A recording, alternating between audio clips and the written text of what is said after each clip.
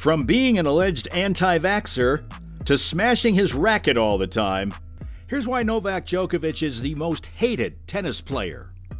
Right off the bat, his controversial views against COVID-19 vaccine. No doubt the pandemic years were hard on everyone around the world, but then came the vaccine, and people were finally hopeful.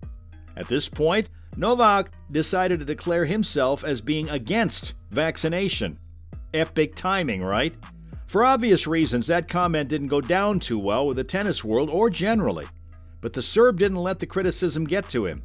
Djokovic made it clear that he wouldn't get vaccinated even if it meant missing key tournaments. I understand that not being vaccinated today, I'm unable to travel to most of the tournaments at the moment. And that's the price you're willing to pay? That is the price that I'm willing to pay.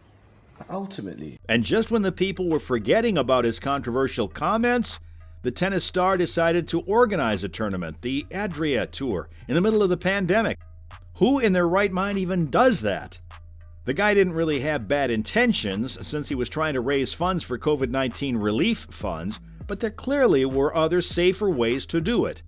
Many tennis players on the tour, including Novak, were even seen partying in nightclubs without any sort of social distancing.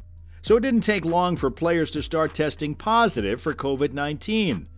It's like the 35-year-old was asking to get canceled. This was a major mistake, and Djokovic should have definitely been more responsible, even though he apologized afterwards, but that didn't stop the whole thing from coming across as a little tone deaf. To this day, the Serb remains unvaccinated. Moving on, this next one is what gets the Serbian in trouble with tennis fans the most: asking for medical timeout. Now, most tennis players ask for medical timeouts, but why is only Novak given so much hate for it? Well, it has to do with the fact that he's asking for them all the time. And I'm not even exaggerating, guys. A lot of people in the tennis community seem to think that the Serb uses it as a tactic to win his games.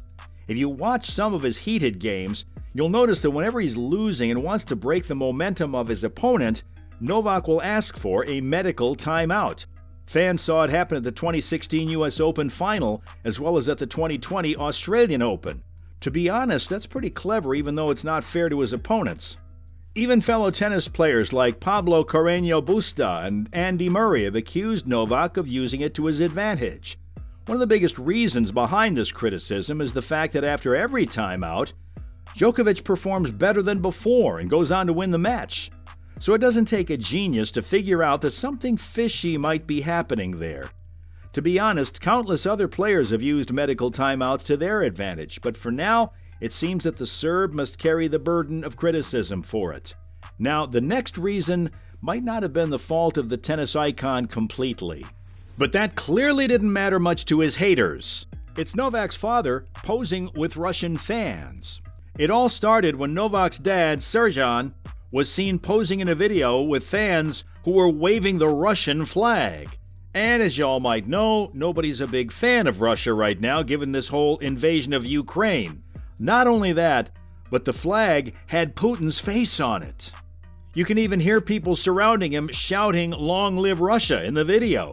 To make matters worse, the man posing next to Serjan has a Z symbol on his shirt, which is viewed as a sign of support for Ukraine's invasion and Russia's armed forces. Not a good look for the tennis player, right? The backlash on the video came immediately for not only Serjan, but his son too. So much so that Novak's dad couldn't attend the semifinal and final of this year's Australian Open, where his son was playing. The 35-year-old did go on to say that his father was misused in the whole situation, but that clearly didn't stop all the hate from coming his way. Safe to say, Novak earned himself a lot of haters after this. Moving on, nobody is forgiving the tennis icon for his little stunt at the US Open 2020 anytime soon, the time when Djokovic hit an official. This incident happened at the 2020 US Open.